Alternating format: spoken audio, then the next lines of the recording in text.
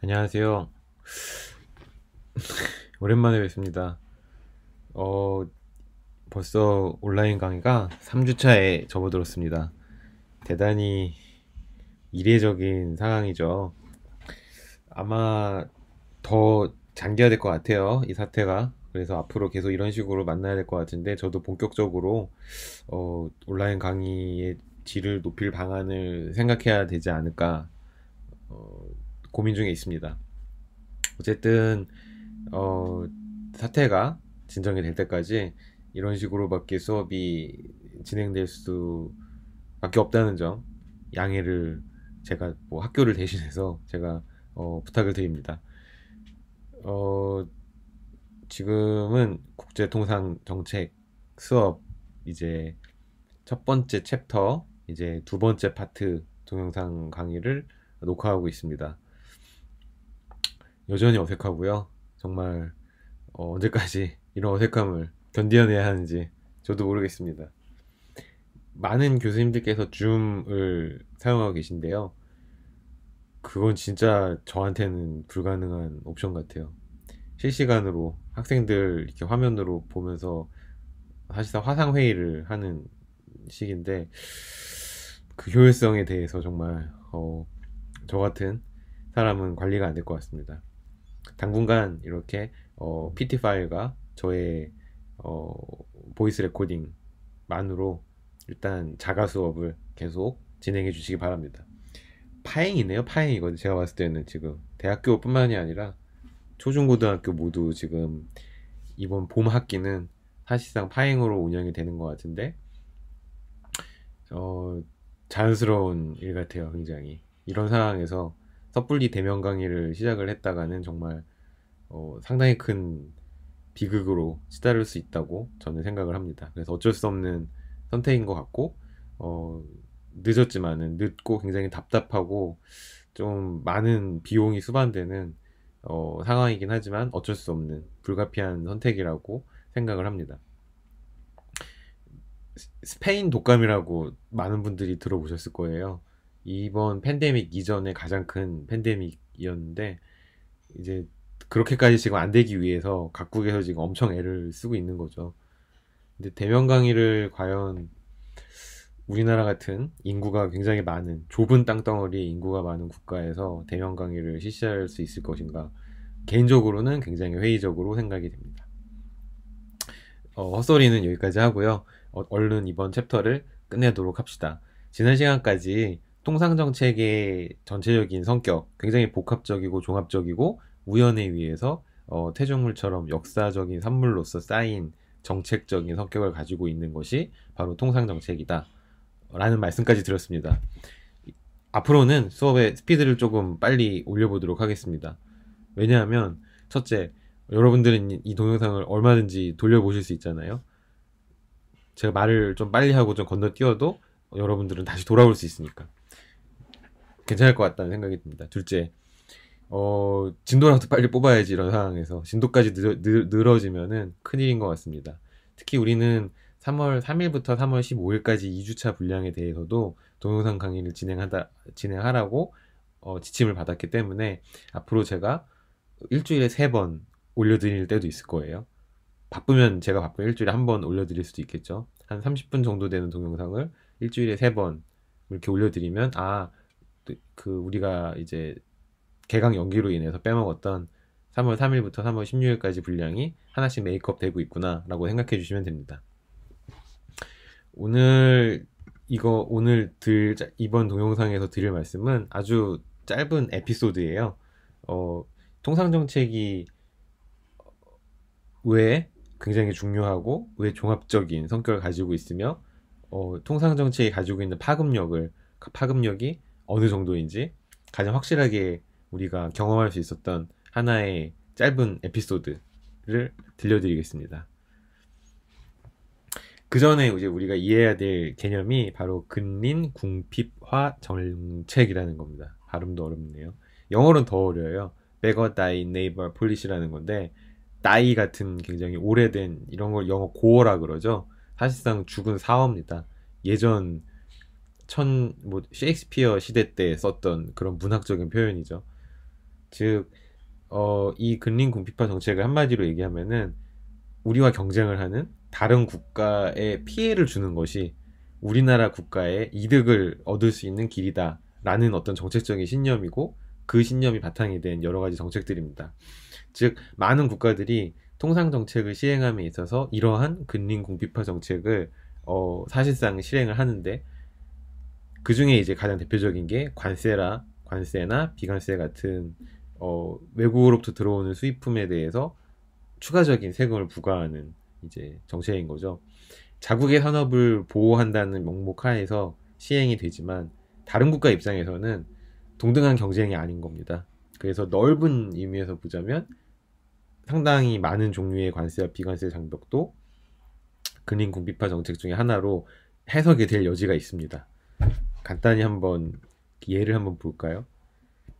1930년에 미국의 상원의원 중에 스무트라는 성을 가진 사람과 헐리라는 성을 가진 사람, 공화당과 민주당 각각 한 명씩이었어요. 이 사람들이 대표로 법안을 발의한 스무트 홀리 관세법이라는 것이 통과가 됩니다. 여러분 경제 대공황이라고 다 들어보셨죠? The Great Depression. 2008년에 있었던 게 Great Recession. 대침체였다면 1920년대 중후반에 전 세계를 휩쓸었던 경제 위기는 대공황, 그거보다 훨씬 더 큰 충격을 가졌던 굉장히 깊은 딥한 침체 국면을 가졌던 그 어떤 기간이 있었어요. 그때 이제 많은 국가들이 이제 경제가 어려워지니까 여러 가지 보호주의적인 그런 무역 정책들을 행하게 되는데 그 중에서 이제 미국이 취했던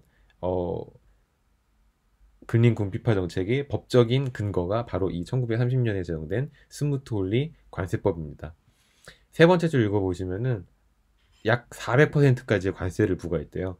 이 무슨 소리냐 그러면 들어오는 물건의 원가가 즉 국경을 넘을 때 그 물건의 시장 가격이 100원이라고 한다면은 거기에 추가적으로 400원만큼의 세금이 붙어서 500원짜리 물건으로 국경을 넘어서 들어오게끔 만드는 겁니다. 굉장히 값이 비싸지기 때문에 당연히 그 물건의 그 수입품에 대해서는 수요가 많이 붙지 않을 것이고 그 물건의 수요를 억지로 관세를 통해서 깎아내림으로써 자국의 이제 경쟁 산업 혹은 경쟁 상품을 지키고 보호하는 그런 효과를 노린 것이죠. 아주 대표적인 보호주의 무역 정책이라고 할 수 있습니다. 발음이 잘 안 되죠. 이유가 있어요. 제가 발음이 지금 잘 안 되는 이유가 있습니다. 씁쓸한데 아무튼 나중에 따로 시간이 나면은 말씀드리겠습니다. 이거는 이제 영국 시사 잡지인 더 이코노미스트에서 발췌한 거예요. 당시 즉 1930년 스무트 홀리 관세법이 통과가 되기 전 그리고 된 후 특정 품목들에 대해서 관세가 어느 정도 부과되었는지를 정리한 표입니다. 보시면은 맨 왼쪽 열이 이제 아티클인데 즉 어떤 품목인지 보여주는 건데 하나만 볼까요? 밀크 보이시죠? 밀크는 우유잖아요. 거의 필수제라고 할 수 있습니다. 저 같은 경우에는 매일 우유를 마셔요. 1913년에 수입되는 모든 우유는 관세가 붙지 않았습니다. 근데 1922년에는 파운드당 2.5센트로 관세가 붙기 시작을 했고요. 스무트 홀리법이 통과된 이후에는 그것이 6.5로 올라가게 됩니다. 엄청나게 관세가 큰 폭으로 올라가게 된 거죠. 많은 것들이 이런 식으로 돼 있는데 맨 마지막 줄 잠깐 보실까요? 매치라는 거는 성냥을 의미합니다. 성냥값 그때는 이제 전기가 많이 보급되기 전이니까 성냥이 완전 필수품이었겠죠. 성냥에 대한 수입 성냥에 대한 관세도 3센트에서 20센트로 7배가 조금 못 미치는 범위에서 인상이 됩니다. 엄청나게 관세를 높게 올린 거죠. 미국 정부 입장에서는 이렇게 관세를 수입품에 대한 관세를 많이 올리면 자국 산업이 더 보호되고 이 경제 대공황을 탈출하는데 좀 더 쉬울 거라고 생각을 했어요. 결과는 어땠을까요? 정말 미국이 보호주의적인 무역 정책을 실행함으로 인해서 자국의 경제 성장이 훨씬 더 촉진이 되었을까요? 요거는 이제 매치입니다. 매치. 성냥갑이죠. 여러분들은 아마 이 성냥갑을 아마 보지 못하셨을 수도 있어요. 제가 좋아하는 영화의 한 장면에서 발췌한 겁니다. 패터슨이라는 영화인데요. 패터슨이라는 미국 뉴저지주에 있는 패터슨이라는 아주 작은 도시에 사는 패터슨이라는 사람에 대한 얘기입니다. 시인이에요. 근데 버스 운전기사이기도 합니다. 제가 굉장히 좋아하는 짐 자무시라는 영화 감독이 만든 영화인데 한번 보시길 추천드립니다. 매치가 이제 성향인지 모르시는 분들이 계실 것 같아서 사진을 갖고 왔습니다. 요거는 이제 당시 뉴욕타임즈 일면 탑 기사입니다. 빨간색 별표 해놓은 이제 헤드만 한번 같이 읽어볼까요? 1000명이 넘는 경제학자가 후보, 당시 대통령이죠. 비토, 즉 대통령으로서 거부권을 행사할 것을 요구한 겁니다. 뭘 거부해야 되냐? 펜딩 타리프 빌. 즉 이 타리프 빌이라는 건 우리가 앞서서 봤던 스무트 홀리법을 얘기하는데 스무트 홀리법을 계류하는 것, 즉 여기에 통과되지 않도록 하는 것을 반대하라는 얘기입니다. 다른 말을 부정의 부정이니까 다른 말로 하면은 빨리 이 관세법을 통과시키라는 거죠. 1000명이 넘는 경제학자가 스무트 홀리법에 찬성을 한 거예요. 그들의 판단은 과연 옳았을까요?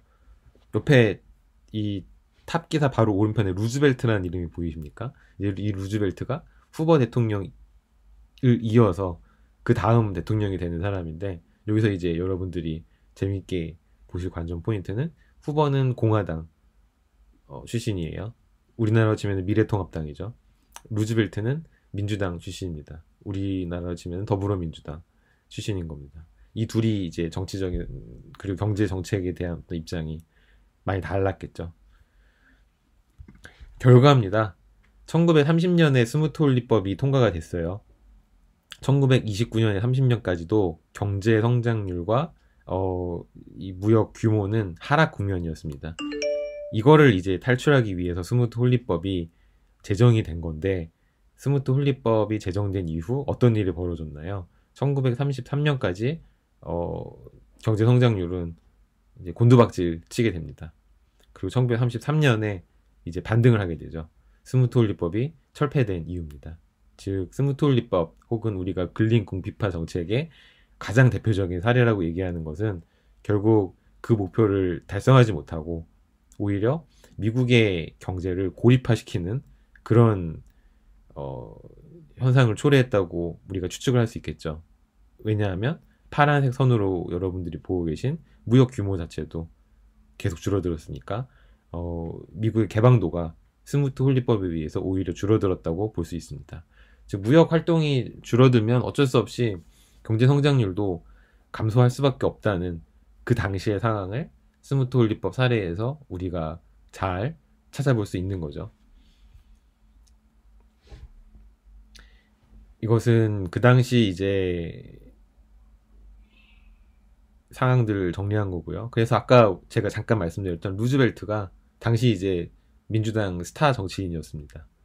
그 사람이 이제 민주당 상원, 하원 의원들을 이끌고 스무트 홀리법이 좀 아닌 것 같다, 바꾸자. 그래서 수정 헌법은 아니죠. 수정 법률을 통과시킵니다. 그래서 사실상 보호무역주의의 장벽을 크게 낮춘 그런 법이 1934년에 통과가 되고 1934년 이후부터 이제 다시 미국의 경제 성장률은 상승 국면으로 전환이 되게 되죠.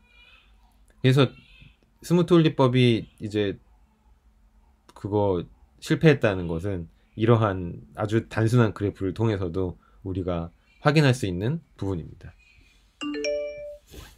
귀가 밝으신 분들은 지금 밖에서 애기 울음소리가 들리는 것을 들으실 수 있습니다. 이런 상황에서 강의가 진행되고 있습니다.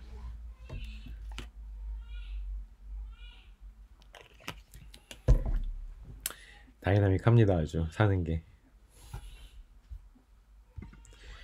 요 만평은 최근의 상황을 나타내는 거예요. 나중에 우리가 이 강의 후반부에 환태평양 경제협력기구라는 실패로 이제 결론이 된 하나의 메가 FTA 사례를 공부를 할 겁니다. 이제 트랜스퍼시픽 파트너십이라고 이제 TPP라고 우리 약자로 이제 얘기를 하는데요. 오바마가 대통령 시절 추진했던 겁니다.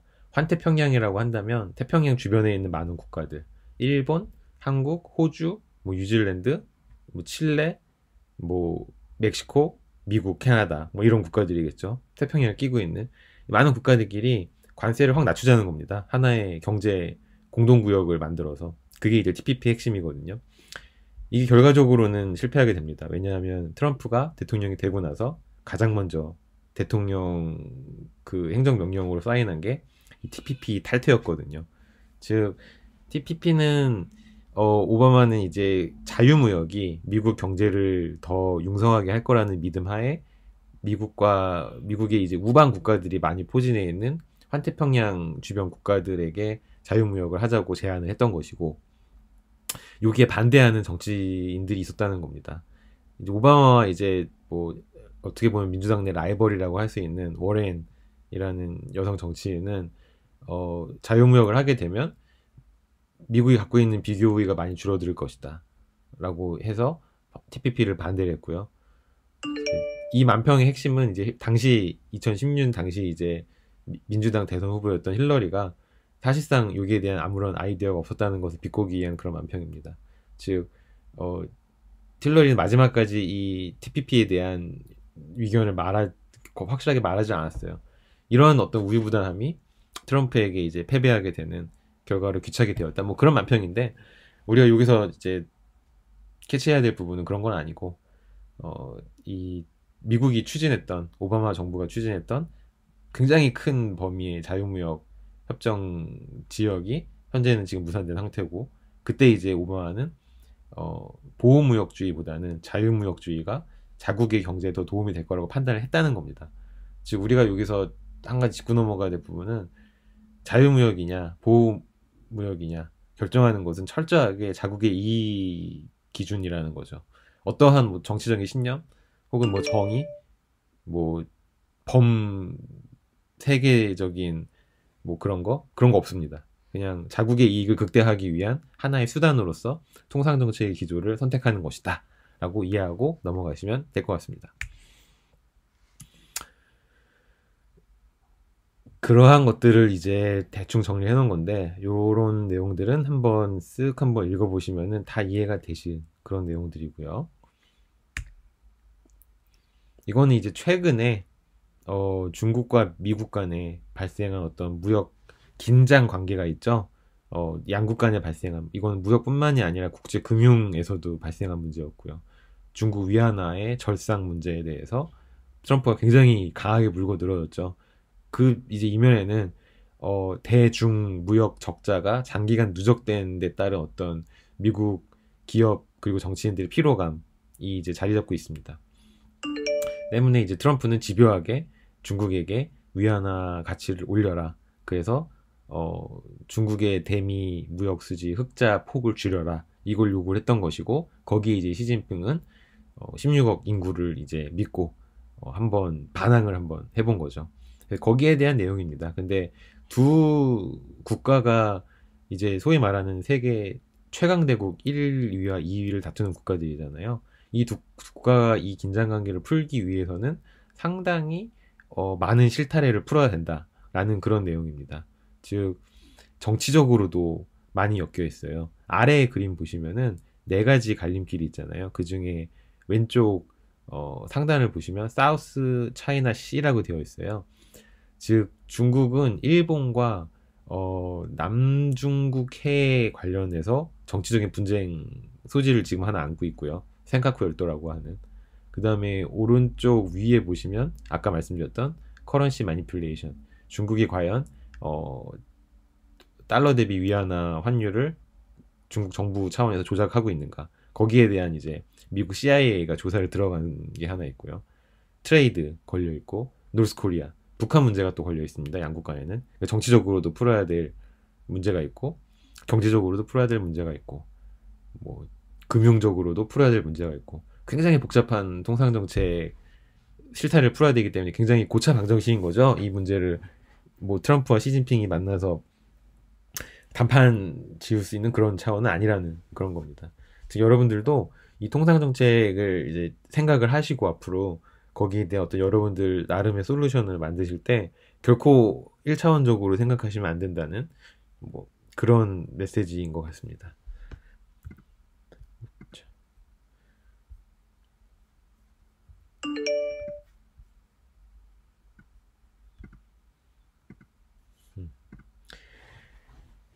그렇다면 통상정책의 어떤 기조를 한 정부가 설정을 했다면 수단이 뭐가 있을까요? 수단이 굉장히 중요하잖아요. 여러분들도 잘 알고 계시는 관세, 즉 수입품에 대해서 추가적인 세금을 부과하는 것, 혹은 수입품의 양을 통제하는 것, 쿼타라고 우리 보통 얘기하죠. 혹은 수출 기업에 대해서 보조금을 지급할 수도 있고요. 아니면 뭐 어떤 특정 산업을 정부가 육성을 할 수도 있고요. 굉장히 광범위한 분야에서 무역과 관련된 여러 가지 정책이 발의가 될 수가 있습니다. 또한 간접적으로 이러한 무역 정책을 혹은 통상 정책을 지원할 수도 있어요. 예를 들어서 나라 곳간을 풀어서 돈을 이제 국가 내에서 많이 돌게 한다면 그만큼 경제가 활성화될 테니까 그것도 하나의 방법이 될 수가 있고요. 혹은 뭐 금융 지원을 많이 해줘서 수출 기업이 정부 융자금을 굉장히 저리로 빌릴 수 있는 그런 정책 자금을 마련하는 뭐 이런 것도 뭐 수단 중에 하나로 광범위하게 우리가 인정을 할 수가 있을 겁니다. 마찬가지로 해외로부터 들어오는 자본을 통제할 수도 있겠죠. 우리나라 같은 경우에는 여러분들이 이제 주식을 사실 때 내국인인지 외국인인지를 미리 밝히고 사야 됩니다. 외국인이 우리나라 주식을 살 때에는 훨씬 더 까다로운 절차를 거쳐야 되고 정부 당국에 의해서 체킹을 당하게 됩니다. 여러분들이 여러 외국인이라면은 한국 주식이나 한국 채권을 사고 파는 행위를 하나하나 모니터링, 감시를 당해요. 뭐 이러한 것들도 어떻게 보면은 간접적인 통상 정책의 일부분이라고 얘기할 수가 있겠죠. 너무 빠르죠? 어쨌든 여기까지가 이제 챕터 1의 주요 내용이었습니다. 통상 정책에 대한 대략적인 소개 챕터였고요. 다음 챕터부터는 본격적으로 통상 정책의 두 대표적인 기조, 두 기둥이라고 할 수 있는 보호주의 그리고 자유주의 이 두 개의 어떤 통상정책 사조가 어떻게 형성되었는지에 대해서 같이 살펴보도록 하겠습니다. 오늘 동영상은 여기까지 하겠습니다. 들어주셔서 감사합니다.